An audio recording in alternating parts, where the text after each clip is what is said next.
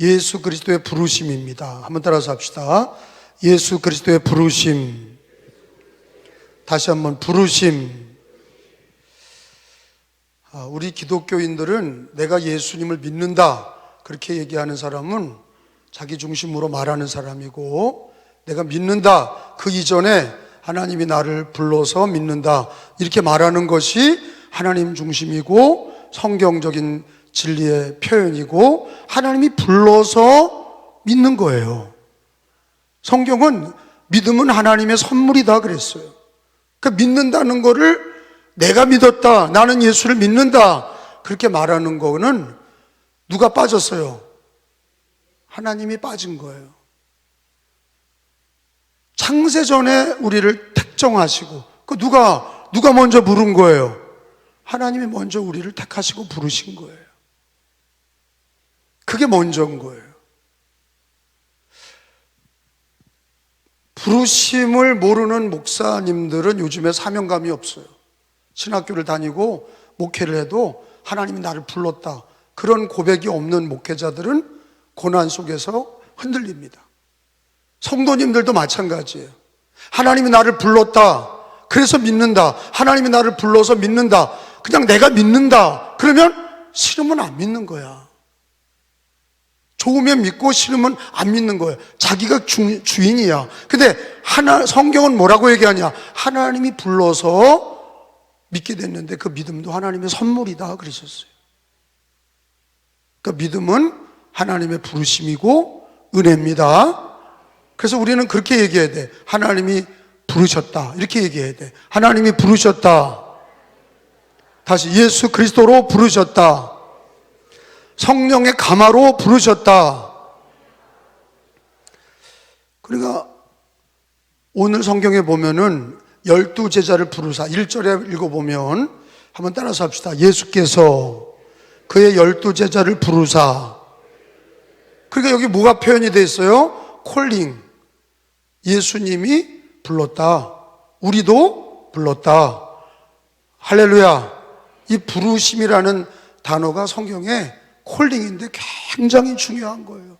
하나님의 주권을 인정하는 것이고, 믿음의 표현 중에 내가 믿었다 이런 표현보다 하나님이 부르셨다 이 표현이 왜 중요하냐면, 하나님의 주권도 인정할 뿐만 아니라 오늘을 살 때도 여러분 예배를 내가 드린다 그거보다 예배로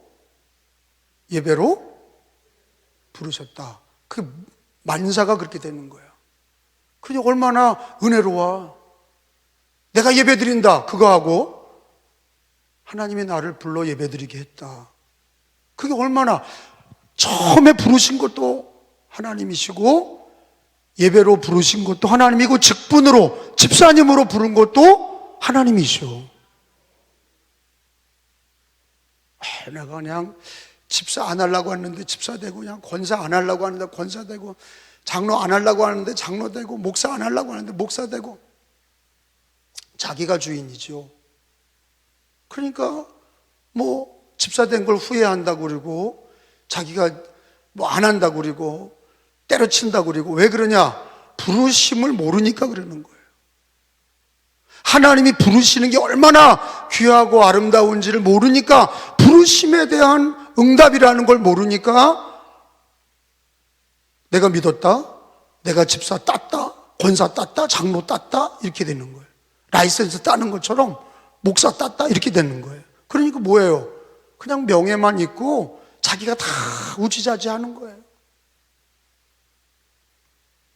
우리 신앙은 1번부터 끝까지 하나님이 부르시는 거예요. 그거를 잘 고백하는 우리 집사님들과 우리 성도님들 되시기를 축원합니다. 부르셨다는 거. 근데 주님이 우리를 부르신 거에는 목적이 있어요. 물론 구원해 주신 거죠. 예수 믿고 구원받은 거예요. 근데 이 땅에서 구원받은 성도들이 주님 앞에 가는 날까지, 우리가 주님 앞에 서는 날까지 지금 예수 믿고 살아가는데, 주님은 우리들에게 부르심의 목적을 가르쳐 주시는 거예요. 사도로 부르셨고 그 부르심의 사도의 목적을 가르쳐 주시는 거예요. 그래서 9장 거기 맨 그 위에 보면은 9장 37절, 38절에 보면은 이런 얘기를 하시고 12제자를 불렀지요. 37절에 이에 시작. 이에 제자들에게 이르시되 추수할 것은 많되 적으니 그러므로 추수하는 주인에게 청하여 추수할 일꾼들을 보내주소서 하라 하시니라. 그리고 누구를 부른 거예요? 10장 1절에 12제자를 부르고 우리를 부른 거예요. 그 우리를 부르시고 12제자를 부르시고 우리를 부르신 데는 목적이 있어. 뭐예요? 추수할 일꾼으로 부르신 거예요. 여러분, 추수할 일꾼이라는 게 뭐예요? 영혼을 구원하는 전도자예요. 그래, 사람을 낚는 어부나 추수하는 일꾼이나 그 똑같은 표현이야. 사람을 낚는 어부로 나를 따라오너라. 내가 너로 사람을 낚는 어부가 되게 하리라. 추수할 거는 많은데 추수할 일꾼이 적으니 하나님 앞에 주인에게 추수할 일꾼을 보내주셔서 기도해라. 그리고 하신 얘기가 12사도를 부르신 거예요. 왜 불렀어요? 추수할 일꾼으로, 사람을 낚는 어부로. 할렐루야. 그 목적이 분명하잖아. 구원도 주시고 예수 믿게 하시고 구원도 주시고 우리가 사명, 학교 다니는 사람이든 가정주부든 세상 일, 직장, 사업이 다 있어도 거기서 뭐 해야 돼요? 추수할 일꾼이 돼야 돼. 사람을 낚는 어부가 돼야 돼. 그래서 12제자를 10장에서 부르시는데, 여러분, 예수님은 구약에도 우리 하나님이 일하실 때 하나님께서 다 일을 하지 않으시고 누구를 세워요? 선지자를 세워. 주의 종들을 세워. 모세를 세우시든가 다윗을 세우시든가, 남자가 제대로 못하면 드보라를 세우시든가 에스더를 세우시든가, 하나님은 주의 일꾼을 부르셔서 세우죠. 세운다고. 그래, 오늘도 예수님은 성경에 마태복음 10장에 예수님 혼자 돌아다니면서 일도 하셨지만 전도 가르치고 복음 전파하시고 약한 것과 병든 자를 고치시지만 자기가 하셨지만 이 일을 누가 하기를 원하는 거예요? 사도들이, 추수할 일꾼이 그 일을 같이 하기를 원하시는 거죠. 그 12사도를 뽑으셨고 오늘날은 누굴 뽑으신 거예요? 저와 여러분을 뽑으신 거야. 그 이런 거를 제대로 알아야 되는 거예요. 아, 내가 왜 집사가 됐지? 아, 내가 왜 집사가 됐어? 왜 되긴? 주님이 불렀지. 주님이 불러서 집사가 된 거예요.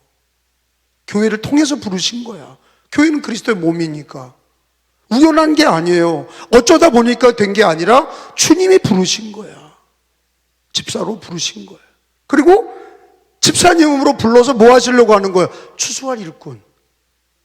사람을 낚는 어부 추수할 일꾼으로 부르셔서 당신과 함께 그 일을 하시려고 하는 거지. 주님 오시는 날까지 주님은 그 일을 하기를 원하시는 거예요. 땅끝까지 복음 전하고 영혼을 구원하기를 원하시는 거예요.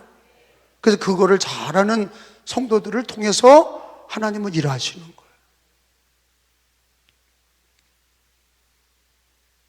따라서 합시다. 나는 복음 전도자이다. 크게, 나는 복음 전도자이다. 그래, 예수 믿는 사람들은 구원받은 성도요. 나는 구원받았다. 또 하나는 나는 예배자다. 예배자죠. 하나님께 예배하는, 평생 예배드리는 예배자예요. 한번 따라합시다. 나는 예배자다. 오늘은 뭐예요? 오늘 나는 뭐예요? 전도자. 오늘 나는 여기서 10장에서 가르쳐 주시는 건, 사도로 부르신 거는 오늘 사도를 불러서 쫙 뭘 가르쳐요? 너는 이방인의 집으로 가지 말고 이스라엘 집에 가서 너희는 천국이 가까웠다고 말해라. 이게 다 복음 전도 아니에요. 복음 전도자로 세운 거 아니에요. 전도자로 세우신 거 아니에요. 그죠? 전도자로 세우신 거예요. 근데 이제 제자들이 복음 전도를 언제 까먹어요? 예수님 고난 당할 때 까먹고 도망가잖아요. 그리고 이제 부활하셔서 다시 제자들을 모으시고 그들이 성령을 받고 오순절 성령 받고 그들이 이제는 일제히 나가서 예수님이 살아나셨다고 예수님 믿으라고 전도하기 시작하고 3,000명이 돌아오고 5,000명이 돌아오는 역사가 일어난 거예요. 그죠? 사명을 고난당할 때 사명을 잃어버렸다. 십자가에 고난당할 때 그리 하지 마십시오. 십자가 지지 마십시오. 그 예수님, 사탄아 내 뒤로 물러가라. 자기를 부인하고 자기 십자가를 지고 나를 따를 것이니라. 제자들은 십자가 지는 걸 반대했어요. 그리고 예수님이 십자가 질 때 다 도망갔어요. 그리고 가룟 유다는 예수님을 팔아먹었어요. 여러분 거기 명단이 나오잖아. 12사도의 명단이 2절, 3절, 4절에 나와요. 12사도의 이름은 이러하니라. 첫째가 뭐예요? 베드로라는 시몬을 비롯하여 그의 형제 안드레와 세베대의 아들 야고보와 그의 형제 요한, 3절에 빌립과 바돌로메, 도마와 세리와 마테, 알페오의 아들 야고보와 다데오, 4절에 가나안인 시몬 및 가룟 유다 곧 예수를 판 자라. 여러분 이름이 나온 거 보니까 이게 신화예요, 역사예요? 역사라고. 이름을 다 적어 놓으셨어요. 12제자의 이름을 다 적어 놨어요. 그리고 마지막에 예수를 판 자의 이름까지 기록해 놓고 있어요. 주님이 12제자를 부를 때는 부르시고 사명을 주셨는데 추수와 일꾼으로 사람을 낚는 어부로 세우신 거예요. 그래서 뭐라고 그래요? 그렇게 5절에 보니까 따라서 합시다. 이 12를 내보내시며. 왜 내보내? 전도야. 노방전도 훈련을 시키시는 거예요. 안 나가려고 그러죠. 노방전도 안 하려고 그러죠. 그 예수님은 훈련시키잖아. 나가라. 그러니까 뭐예요? 부르시고 전도하러 내보내시고, 부르시고 내보내시고. 그죠? 이게 예수님이 우리를 예배로 부르시고 예배드리고 또 나가서 전도하고, 이게 제자의 삶이야. 이게 부르심받은 성도의 삶이야. 할렐루야. 그래, 한번 따라서 합시다. 성경대로 하자. 성경대로 하자. 신앙을 성경대로 안 하니까 자꾸 딴짓하는 거예요. 나가지도 않고 부름받았다는 고백도 없고 나가서 전도도 안 하고. 그러니까 뭐예요? 이게 불렀는데도 부르시는 것도 모르고 내보내서 제자들을 전도하라고 내보냈는데도 우리는 그냥 먹고 사는 게 다야. 그냥 나가서 직분만 가지고 그저 먹고 사는 게 다야. 전도하지 않아. 근데 주님은 분명하게 5절에 보니까 12를 내보내시며 명하여 이르시되 이방인의 길로도 가지 말고 사마리아인의 고을에 들어가지도 말고. 6절에 읽어봅시다. 오히려 시작. 이제 주님은 먼저 전도 대상자를 누구를 잡았어요? 이방인이에요? 사마리아인이에요? 아니면 이스라엘 집이에요? 그 전도 대상 첫 번째가 이스라엘이에요. 아브라함의 자식들이고 예수님을 받지 않는 그 이스라엘을 전도해라. 근데 왜 이방인을, 여기서는 사도들에게 이방 전도를 가르치지 않았냐? 이게 언제 이방 전도가 시작이 돼요? 주님 부활하시고 그리고 성령이 임하면 이방 전도, 땅끝까지 내 증인되라. 사마리아와 땅끝까지. 그죠? 그때 이방 전도를 얘기하셔. 근데 여기서는 왜 이방 전도를 얘기 안 하시고 유대인들 이스라엘에게만 전도하라고 그러냐? 십자가 지시기 전이야. 십자가 지시기 전이라는 얘기는 구원을 완성하신 거예요, 안 한 거예요? 안 하신 거예요, 아직. 언제 완성하셔요? 십자가에서 다 이루었다 하실 때 완성하신 거예요. 그리고 십자가에서 죽으시고 부활하시고 나서 성령을 주시고 성령 받고 땅끝까지, 사마리아와 땅끝까지. 그러니까 제자들에게도 정확하게 얘기하잖아요. 이방인에게 가지 말고 사마리아인에게도 가지 말고 이스라엘 집에만 가라. 왜? 아직 십자가 지시기 전이야. 그러니까 주님은 구원이 이방에게 전파되는 거는 십자가가 지시고 구원을 이루셨을 때 이방인과 사마리아 전도가 시작이 되는 거지, 그냥 지 마음대로 전도하는 게 아니야. 여기도 주님이 엄격한 전도의 규칙과 그 범위를 얘기하잖아. 그죠? 규칙과 범위 얘기하잖아. 이방인에게로 가지 말라잖아. 그러면 꼭 말 안 듣는 청개구리 같은 것들은 꼭 이방인에게 가. 왜 이방인에게 가야죠? 이방인 사마리아. 그러니까 꼭 청개구리 같은 것들이 있는 거예요. 주님 여기서 가지 마라. 이스라엘 집에만 가라. 그러면 네. 그리고 해야 돼. 그리고 성령 받은 다음에는 땅끝까지 이르러, 사마리아와 땅끝까지 이르러 내 증인 되라. 성령 받은 다음에 구원을 이루시고 성령 받고 땅끝까지 가라. 그때 전도해야 되는데 또 안 가. 이것들이 안 가니까 핍박으로 흩으신 거죠. 핍박으로 스데반이 죽고 순교당하고 다 흩어진 거예요. 그러니까 안디옥 교회가 세워진 거예요. 그러니까 그때나 지금이나 기독교인들이 뭐야? 청개구리야.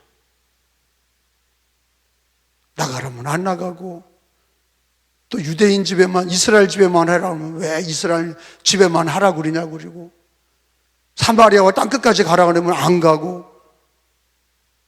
참 우리가 기독교 역사를 보면 이렇게 전 세계에 복음 전파된 게 기적 같은 일이에요. 왜? 우리가 뭐예요? 청개구리야. 정말로 안 듣는 모태신앙, 교회 오래 다닌 자들 전도 안 해. 우리 교회에 전도하는 사람들 보면 전도하는 사람이 몇 명 정해져 있어. 오래 묵은 신자는 안 하는 거예요. 자기가 갱신해서 주님 앞에 해야 되거든. 주님 앞에 전도해야 되는데 안 해. 그냥 타성에 젖어서 그냥 간신히 예배 드리는 거예요. 예배도 그냥 드려주는 거야. 나오라고 그러니까. 그러니까 또 뭐 집사, 권사, 장로니까 그냥 어쩔 수 없이 나와. 그러니 그게 뭐가 되겠어요? 은혜가 되겠냐고. 주님은 우리를 예배자로, 전도자로 불러서 여기에는 주님이 십자가의 구원을 완성하기 전에는 이스라엘 집에만 가라 그랬잖아. 그럼 이스라엘 집에만 가는 거야. 구원을 다 이루시고 그리고 성령을 받은 다음에는 예루살렘과 온유대와 사마리아와 땅끝까지 이르러 내 증인 되라. 그때는 가는 거야. 지금은 어느 시대냐? 유대인에게만 전도하는 시대가 아니라 성령 받고 사마리아와 땅끝까지 복음 전하는 시대입니다. 그 나가서 전도해야 돼.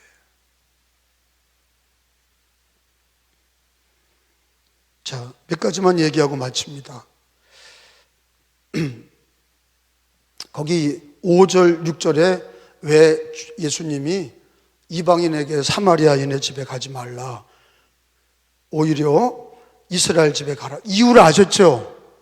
네, 또 설명 안 해요. 얘기 다 했어. 그거요. 또 읽으면서 왜 이렇게 예수님이 이렇게 하지? 이러지 말라고 얘기 다 했잖아 지금요. 그리고 또 주님이 7절에 뭐라 그랬어요? 전파해라 그랬어요. 이스라엘 집에 천국이 가까이 왔다. 전파해라. 그렇게 말하라고 그랬어요. 복음 전파.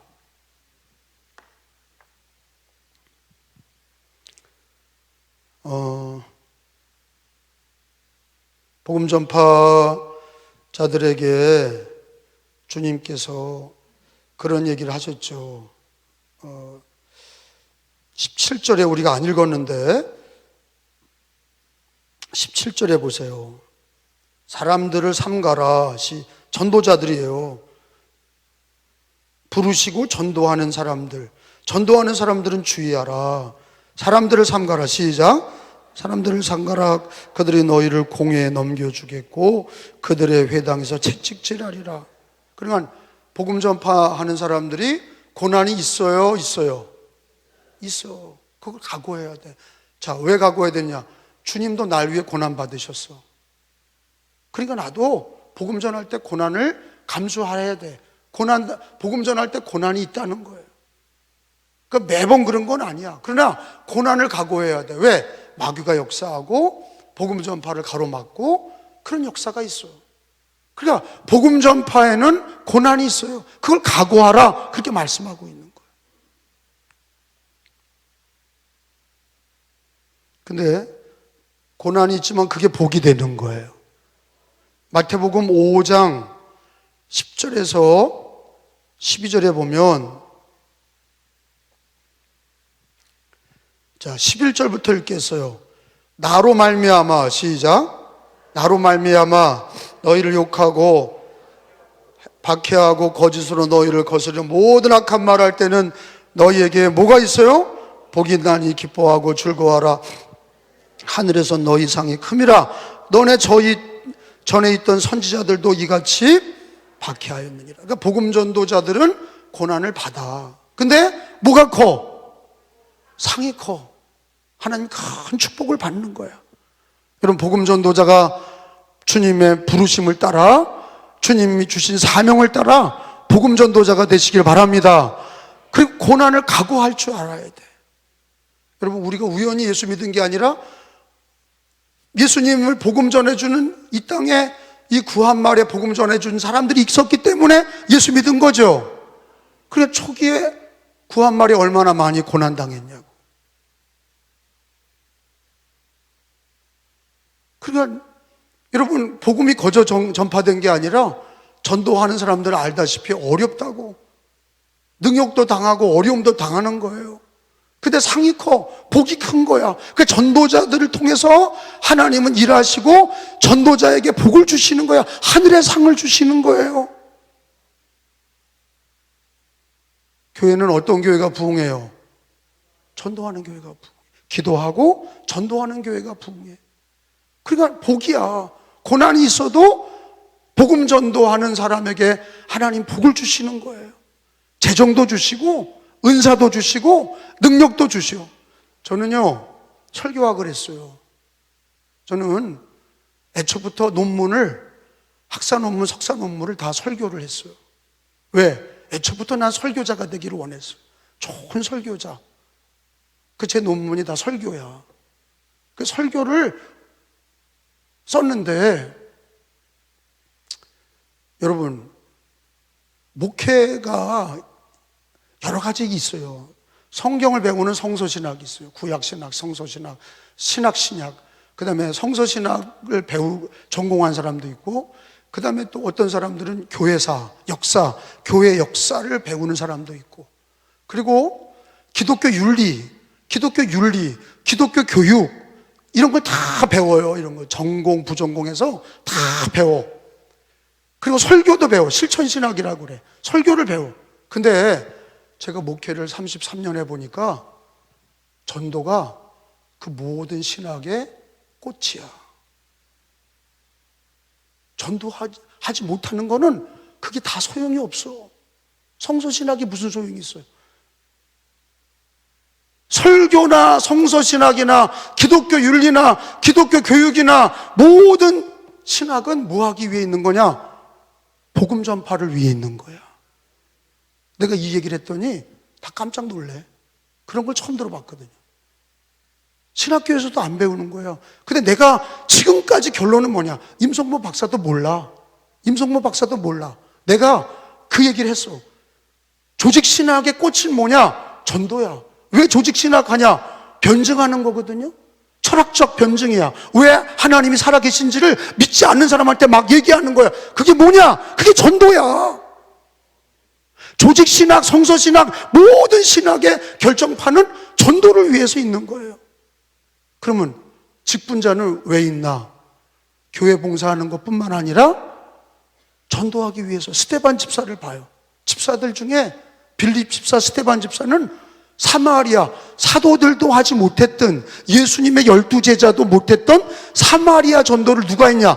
빌립이 한 거야. 평신도가 하는 거예요. 그러니까 옛날에는 뭐 사도들하고 잘한 게 아니야. 평신도들이 얼마나 잘했는지 몰라. 여러분, 우리 한국 교회는요, 우리 강화에도 만이산 기도원도 목사들이 기도한 거 아니야. 평신도들이 기도한 거예요. 근데 나중에 설교를 들으려고 목사를 초대한 거야. 그것도 참 귀한 거야. 평신도들이 기도 운동하고 전도 운동한 거야. 그리고 전도 부인이라고 들어봤죠? 한번 따라 합시다. 전도 부인. 권서라고 그랬어, 권서. 옛날에 김한란 박사의 엄마가 전도 부인이에요. 옛날에는요, 예수 믿으면, 세례 받으면 꼭 전도했다고. 반드시 전도했어. 그래서 전도 부인이야. 네비우스 전도 방식이, 장로교회는 우리 한국교회는 네비우스 방법이, 전도 방법이 장로교회 뿌리를 내려서 장로교회가 감리교보다 커진 거야. 전 세계에 감리교가 더 크든, 우리나라에서만 감리교가 장로교보다 작아. 이유가 뭐냐? 감리교는 조직화됐어. 전도하고 네비우스 방식. 그 성도가 예수 믿으면 나가서 전도하고 말씀 기도하고 전도하고 이런 권서, 전도 부인 이런 사람들이 막 일어났어. 그게 네비우스 방식이야. 근데 감리교는 그거 안 했어. 미국에서 갖다 주는 돈 받고 그냥 의존적인 목회를 한 거야. 우리나라만 지금 이러고 있죠. 감리교가 이 정도 부흥이 됐지. 캄보디아, 필리핀 가잖아요. 얘네들은 목사들이 돈 받고 있으니까 교회가 부흥하지 않아. 성공회처럼, 신부처럼 돈 받고 있으니까 열심히 전도 안 해. 네비우스 방식이 아니야. 그러니까 네비우스 방식 한 우리 한국의 장로교회들이 부흥한 거예요. 한국에 세계에 내노란 교회들, 영락교회, 소망교회, 사랑의 교회, 이런 교회들이 다 뭐예요? 세계 10대 교회 들어가. 그거 왜 이렇게 부흥한 거예요? 네비우스 방식. 예수 믿으면 개인적으로 전도하고, 기도하고, 전도하고, 이런 네비우스 방식을 사용한 거예요. 부름받아서 나선이 몸. 부름받아 나선이 몸. 여자도, 남자도, 어린이도 막 전도한 거예요. 그러니까 장로교가 여름철에 죽순이 올라오듯이 막 부흥한 거예요. 감리교는 아펜젤라 맨날 무슨 학교 짓고 맨날 병원 짓고 그냥 출판하고 맨날 이런 것만 했지. 전도 같은 걸, 언더우드는 결혼식을 해가지고 결혼 신혼여행을 전도여행 가. 언더우드하고, 그러니까 전도에는, 우리나라에서 전도는 장로교회를 감리교회가 못 따라가. 아니, 칼빈보다 요한 웨슬레가 전도자거든? 근데 이상하게 우리나라에 온 감리교 선교사들은 전도를 안 했어. 교회만 지키고 있어. 장로교 신자들은 원래는 하나님의 주권, 하나님이 다 하신다고 그러고 전도를 안 했거든? 근데 우리나라에 들어와서 네비우스 방식으로 계속 전도한 거예요. 기도하고 예수 믿고 은혜 받으면 나가서 전도하고. 이게 몸에 뱄어. 그러니까 교회사를 보면 참, 내가 장로교회가 우리 한국에서 큰 교단이 된 이유가 기도하고 전도하는 네비우스 방식을 잘 따랐기 때문이에요. 감리교는 그걸 따르지 않다가 나중에서 아차 싶어서 나중에 따랐어. 그래서 이만큼 된 거예요. 그래도 이만큼 된 거예요. 옛날에는요, 감리교 목사들은요, 교회에서 사례비를 받지 않고 본부에서 사례비를 받았어. 천주교처럼. 그 천주교 신부들이 열심히 해요. 전도하는 거 봤어요? 성공의 신부가 본부에서 돈을 받으니까 성공의 신부가 전도하는 거 봤냐고. 전도 안 해. 자기가 열심히 해야 사례비를 받는다는 걸 알아야 열심히 하거든. 근데 장로교회는 그걸 한 거예요. 그게 네비우스 방식이야. 자립해라. 자립. 위에서 주는 돈이 아니라 네가 자립해라. 작은 교회라도 네가 자립. 미자립 교회라는 게 없어. 다 자립하라는 거야. 네가 기도하고 전도해. 그래서 네가 먹고 살아. 그게 전도하는 네비우스 방식이야. 그러니까 전도 부인이 막 나오고 열심히 목사들이 전도하고 장로 권사 집사들이 전도했어. 그러니까 장로교가 막 앞질러 갔죠. 그러니까 감리교가 맨날 봉급 타 먹다가 저희 아버지 때 그거 바꾼 거예요. 저희 아버지가 이렇게 다 감리교 망하겠다 해가지고 장로교를 따른 거예요. 원래 감리교회는 장로 조직이 있어요, 없어요? 원래 없어. 우리나라에만 있는 거예요. 우리나라 감리교회만 있는 거. 왜? 이게 섞였거든. 평신도가 위대한 일을 한 거예요. 왔다 갔다 하면서. 왔다 갔다 하면서 감리교를 이렇게 그냥 장로도 없는 조직을 깨운 거예요. 그리고 맨날 봉급받고 그냥 일도 안 하고 열심히 전도도 안 했던 감리교를 저희 아버님이 네비우스 방식, 개척교회에서 알아서 사례비 주고 본부에서 주지 않아. 이제 본부에서 돈 주지 않아. 개척교회에서 자기 교회에서 열심히 기도하고 전도해야 사례비가 나와. 무슨 말인 줄 알아요? 감리교가 안 그랬단 말이에요.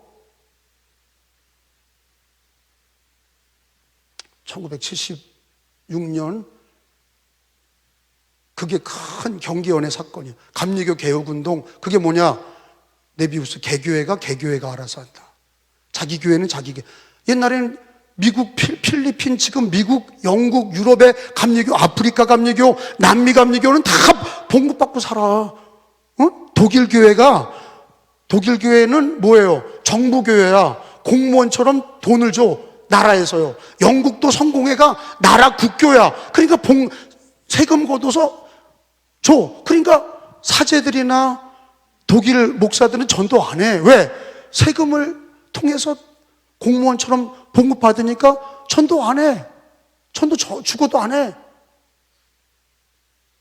한국 감리교회가, 한국 장로교회가 이렇게 지금까지 버틴기는 이유는 뭐냐? 네비우스 방식. 자기 교회가 자기가 알아서 한다. 자기 교회는 자기가 자립한다. 이게 네비우스 방식이에요. 이걸 통해서, 그래, 지금 오늘 주님이 우리들에게 주신 말씀이 부르시고 전도 명령을 주셨는데, 고난이 있어도 전도해라. 이게 초대교회 때부터 지금까지 쭉 말씀을 주신 건데, 이제 2000년이 되면서 주님의 이 말씀이 살아있는 말씀이 돼야 될 줄로 믿습니다. 고난을 받을 때 하나님께서 복을 주신다고 그래서 전도하는 자들에게 복을 주신다. 또 하나만 더 찾아봐요. 전도할 때 주님이 위임하신 거예요. 베드로전서 2장 9절을 봐요. 주님이 우리를 부르시고, 베드로전서 2장 9절이에요. 나는 이렇게 잘 바뀌었다고 생각하는 거예요. 감리교에서 봉급 주고 있으면 큰일 나. 우리 한국 감리교 망했을 거예요. 자립해야 돼. 다 자립해야 되는 거예요. 기도하고 전도하면서 교회가 든든히 서가야 되는 거예요. 주는 거 받아 먹어가지고는 절대 안 돼. 2장 9절이에요. 여러분, 거기 읽어봐요. 그러나, 시작. 그러나 너희는 택하신 족속이요, 왕같은 제사장들이요, 거룩한 나라요, 그의 소유가 된 백성이니, 이는 너희를 어두운 데서 불러내어 그의 기이한 빛에 들어가게 하시니에 아름다운 덕을 뭐하게 하셔? 선포하게 하려 하심이라. 주님이 우리를 부르신 이유는 선포야. 복음 전도예요. 따라서 합시다. 거기 불러내어, 다시 어두운 데서 불러내어. 이건 우리를 구원하신 거죠. 또 따라서 합시다. 선포하게 하려 하심이라. 전도하게 하려 하심이라. 전도할 때 비로소 그리스도인 다워지는 거고, 주님의 제자가 되는 거고, 주님의 사명을 순종하게 되는 거예요. 전도 순종은 가장 중요한 거예요. 영혼을 구원하는, 멸망에 처해 있는 영혼들의 영혼을 구원하는 것만큼 귀한 것이 없어요.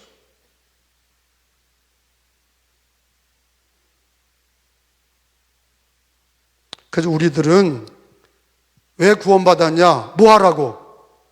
전도하라고, 선포하라고. 이걸 위임해 주신 분, 위임이라고 그러죠. 위임해 주신 분이 누구야? 오늘 성경에 예수 그리스도가 그 위임하신 거예요. 사도들에게 위임하고 오늘 우리들에게 위임하고, 그 위임을 잘 따르는 자들이 그 전도 순종에, 전도에 순종하는, 따라서 합시다. 전도 순종. 그러니까 근데 이걸 신천지 애들이 하고 앉았으니, 신천지 애들은 그저 그냥 잘못된 교리를 그냥 얼마나 전도하는지 몰라. 그러니까 엄청나게 젊은 애들이 다 빠졌잖아.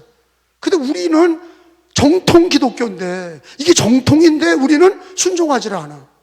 부르시고 선포하게 하소서. 그 위임 주신 분이 예수 그리스도십니다. 거기에는 은혜와 축복이 있어요. 하나님이 은혜 주시고 능력도 주시고 축복도 주시는 거예요. 늘 기도할 때 주님, 나를 부르셨으니 전도자의 사명을 감당하게 하여 주옵소서. 나는 우리 교회 집사님들이 전도 집사님이 되기를 축원합니다. 스테반 집사님처럼, 빌립 집사님처럼. 저는요, 어떤 감독이 되길 원하냐? 전도 감독이 되기를 원해서 지금까지 그렇게 선포한 거예요. 전도 목사, 전도 감독, 나는 그게 좋아요. 전도자가 나는 좋아. 그게 성경적이고, 그게 주님의 종이고, 그게 주님이 우리에게 위임하신 거예요. 늘 기도하셔서 전도자의 사명 감당하도록 늘 기도하시고, 2024년도 우리 전도합시다.